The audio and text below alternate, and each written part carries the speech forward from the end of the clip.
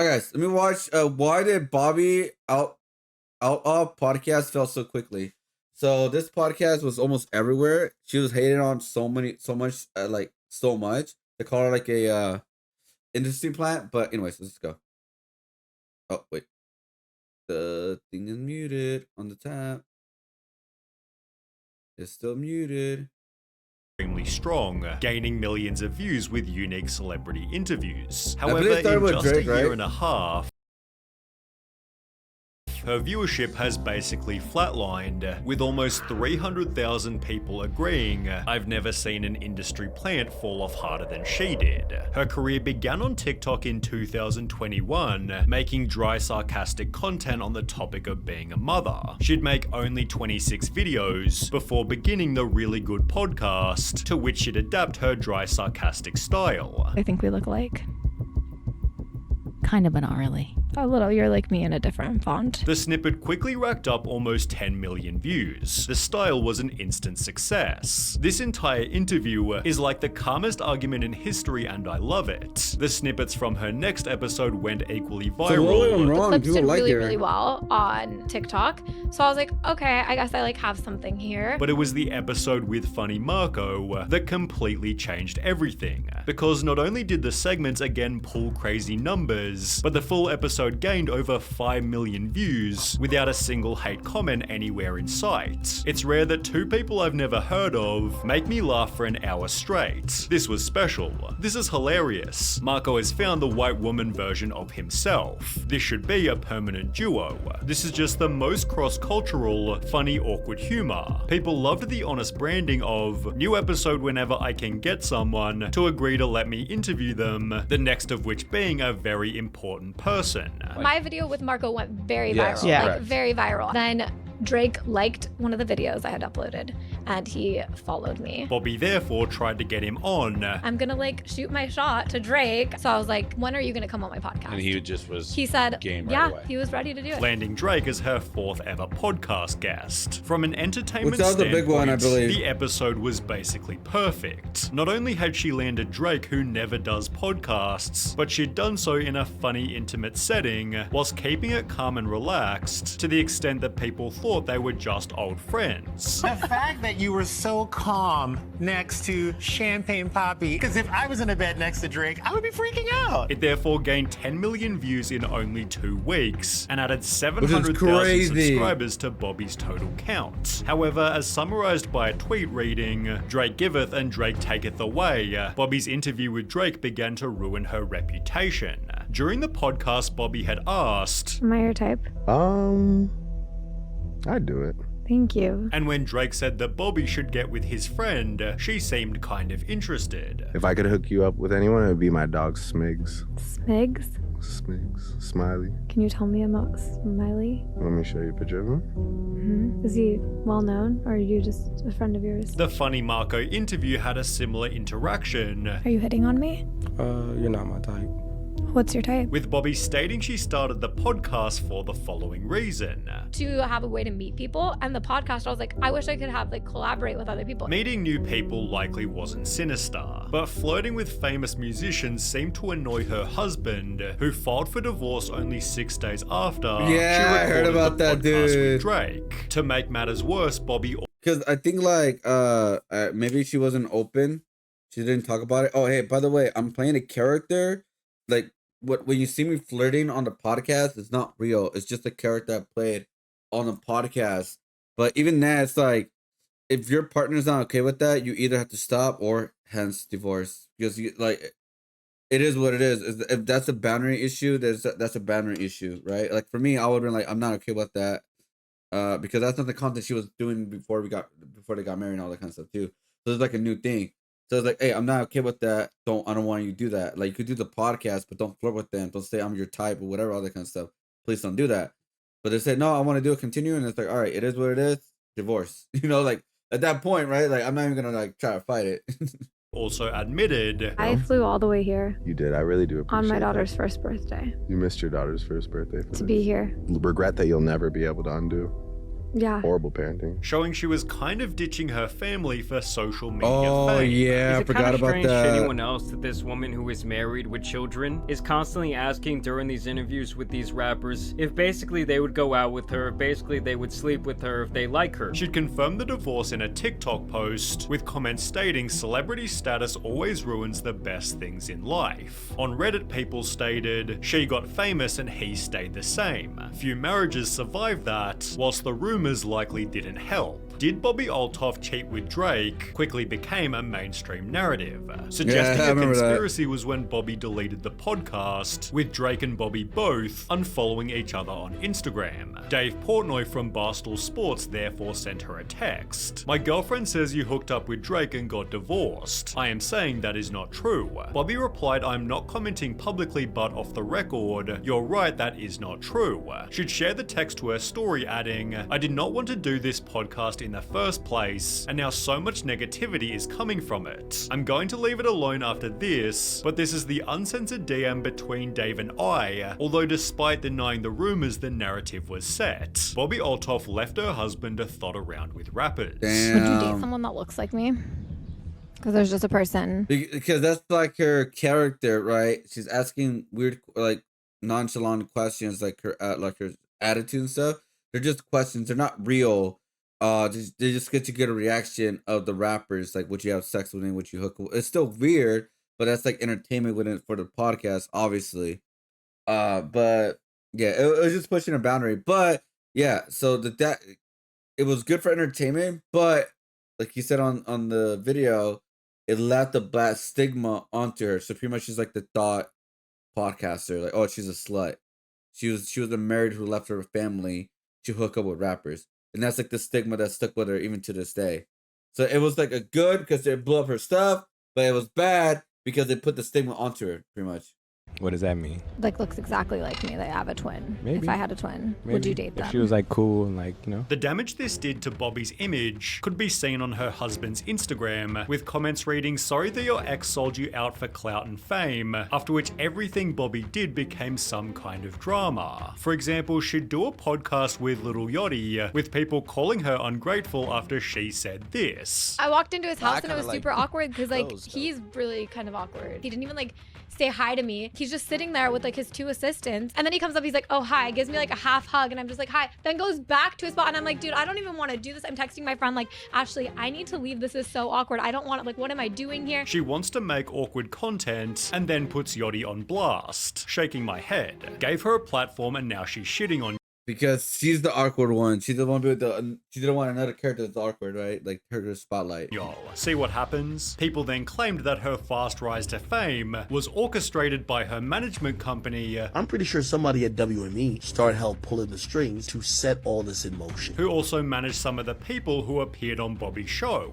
Well, you got a great agent, and you got a great agency, and you got great guests. Bobbi simply trolled the claims, but there were other inconsistencies. For example, she constantly claimed that she was broke People think I'm joking about being in debt. I'm not. Like I put every penny I had into this podcast. and told Mark Cuban this. I don't have any money None? at all. I have debt actually. You have debt? How much debt do you That's lying. $20,000. She's lying. Then further added in her Rick Glassman podcast. Every time a credit card maxes out, I have An to angel switch gets to his another. wings. I have like 2 cards maxed out right now, so hoping to pay them off soon. However, people realized she spent $500 on Chloe sandals. She is not broke, she is broken. Also noting What? that her husband was a millionaire who had 170,000 students who'd bought his $43 course. Eventually, Bobbi also revealed that the podcast wasn't serious. So when you interview these people, you're not Bobbi necessarily. No, yeah, I'm just like a really dry person. Deleting more of the magic that first made her interesting.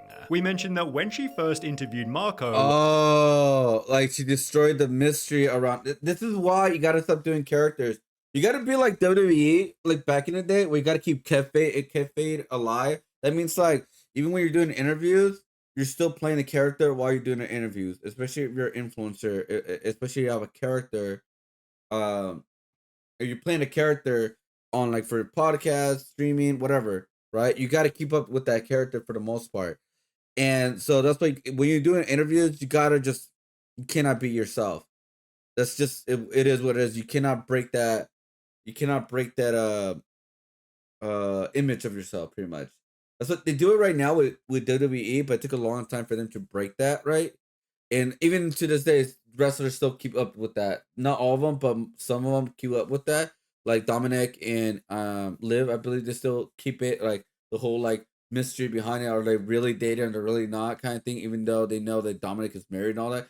Anyways, so with her, she should have kept the mystery. She should never like come out with an interview like, oh yeah, it's just a character. It's not really me, etc. Stuff like that. No, she should continue playing the character because once you break that, for the most part, people are like, oh, okay. It's kind of weird just watching this now.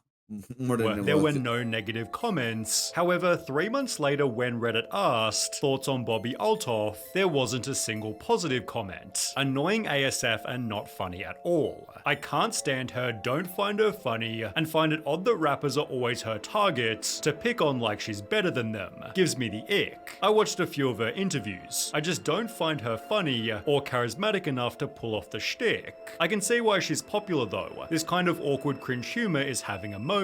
Only 4 days after that Reddit thread, it was reviewed as the not so really good podcast, which stated the content itself is boring. The episodes also lack direction and a central theme, probably because they only consist of small talk. The podcast fails to deliver anything substantial or thought-provoking. Instead, it provides a glimpse into how celebrities behave in casual settings, which may seem intriguing to some, but ultimately failed to engage me. Another person said that Bobbi's podcast sadly points out how real hip-hop journalism has been practically erased, while even Funny Marco began to critique her show. With me, it was like, I think you're funny, Marco, but let me learn about you. Like, trying to figure me out. But now it's like the interviews, I think they're like, she's trying to shit on people. And when I watched the interview with Offset, I was like, damn, that was pretty bad. As mentioned, she was plain disrespectful during her podcast with Offset, leading him to respond with similar energy. You need a little bit of seasoning. You ain't got no seasoning, man. You like a plain piece of chicken just on the thing, you pull it off. Oh yeah, I remember that. People were like, it seemed this was where many people quit watching Bobbi's show, aided by full podcast episodes that were just promoting products. In the process, she'd also change her appearance, leading to criticism bad enough for Bobbi to respond. I am so tired of all of the comments of people saying she ruined her face. The only thing I have done to my face is that I have a little bit of filler in my upper lip. Okay, I do not have cheek filler. I can see that. In a different video, she talked about getting other procedures. I went in to get it injected, and I left with Botox in my forehead, which, you know, that's fine, that's normal. I had lines here. I also didn't like that this would crease so much when I'd smile, so I got under eye filler. So I got Botox injected right here. Which, perhaps unfairly, has only led to even more hate. Her 15 minutes are up. Bye, Bobbi. I am so tired of Bobbi. Get off the internet, boring. The last couple of months, however, have been even worse. Really? For starters, the style of the podcast has changed. The dry, sarcastic humor has become normal conversation, and all the awkward, quiet moments are often removed in editing. Strangely, however, this only makes it even more awkward and less entertaining, as it feels like any other normal podcast. How old are you? There's nothing new. 21. You're 21? Yeah. Oh, you're so young. I'm a baby still. Wait, I didn't realize you were so young. I thought we were the same age. Now I feel really old. How old are you? I'm 26. You're not really old. This entire interview feels like they are making small talk while waiting for something. She'd also do an episode with Dax Flame in which she was way ruder than any other podcast. What is something fun that makes interviewing someone fun for you? Just having good conversation. Okay, yeah, I love good conversation. Do you? Mm-hmm. Couldn't tell. This genuinely was not even an interview. This was like bullying the nice kid and making him feel horrible in any way. Then 2 months ago, she did this video here, which judging by the dislike ratio was yet another doozy. And then I saw this video of a girl talking about how much she made from her podcast, and I mentally decided that she made like at least $300 a year on her podcast alone, and I was like, that's what I need to do next. Like, I need a podcast. I saw how much someone made and thought, that's what I need to do. Wow, what a passionate and inspiring individual. Toward the start of her career, Bobbi joked, not more money though, and that's all that matters in the world, but it seems that's now her actual philosophy. I didn't grow up with money. I am on a lifelong journey to get money. I love money's nice. It's amazing. Ever since doing the interview, Bobbi's viewership has significantly slowed. Her reputation is far from perfect, whilst her interview style has simply gone. Here's the thing, though. she has a lot to lose. She lost her husband for this. She lost her kid for this. I don't know. I mean, I don't think she lost her kid, but like she lost her husband. She lost her marriage. She lost all of that stuff. Like she lost that lifestyle from back in the day because they weren't like it wasn't like the husband wasn't like broke or anything like that. The guy was a millionaire. Um, so like if she loses this, bro, all that everything she did for this podcast would have been for nothing, pretty much.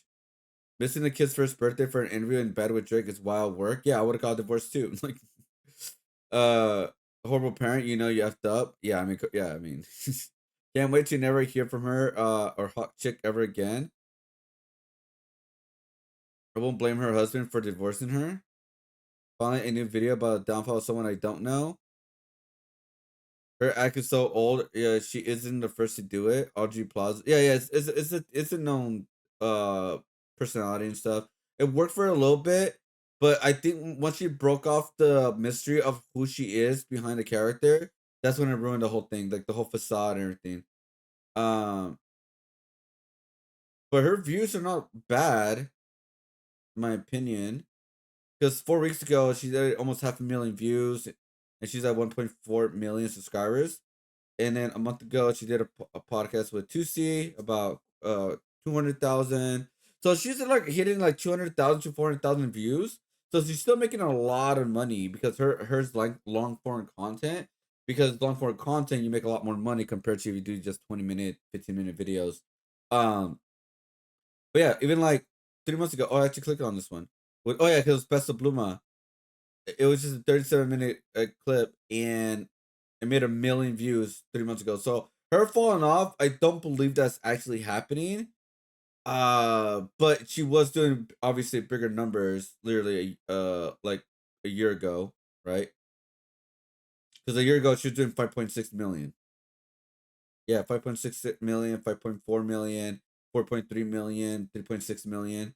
That was just a year ago. So I do understand what he's saying. Like, oh, a year ago she was doing millions of views, and now she pretty cracked 200,000, right? Which I do understand what she's saying, what they're saying. Which yeah, that's pretty big fallout for a YouTuber, but she's still making good numbers, but she's still be making a lot of money. But this is not like she won't be able to sustain that for a while. She needs to do different kind of content if she wants to continue doing this like streaming stuff or podcast stuff. She needs something new now because she broke the image of her doing awkward content. And yeah, and then but her being herself in a podcast just doesn't really seem unique enough because she's just like everybody else. So it's like that's gonna hurt her too. So yeah, we'll see. Yeah, I mean she got the 1 million, but she barely got the 1 million 3 months ago. Because yeah, 4 months ago she did 1.2 million. 4 months ago she didn't even hit 1 million anymore. Her last time she was like consistent millions was 6 months ago. So yeah, well, I don't know. She may be big on TikTok, maybe? Because TikTok's a lot easier. You get multiple clips in one video.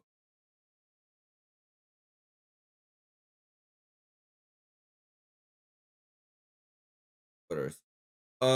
Yeah, 3.2 million. Was this recent? Yeah, this is recent stuff. Oh yeah, okay, she's big on TikTok, 8.3 million. Yeah, she's hitting 1 million views on TikTok. And she does like on multiple videos on one like podcast, which is smart, obviously. Yeah, she's big on TikTok. Why does these have 0? Huh? Must be a glitch. Yeah, they have like 4. Yeah, I don't know why they have 0. What? That must be a glitch. But yeah, she hits like millions of views on TikTok. Okay, she's big on TikTok. She's doing okay on YouTube, but she's mostly big on TikTok. Okay. Well, we'll see what's gonna happen in a year from now. If she could do something like if she could come up with something new, we'll see.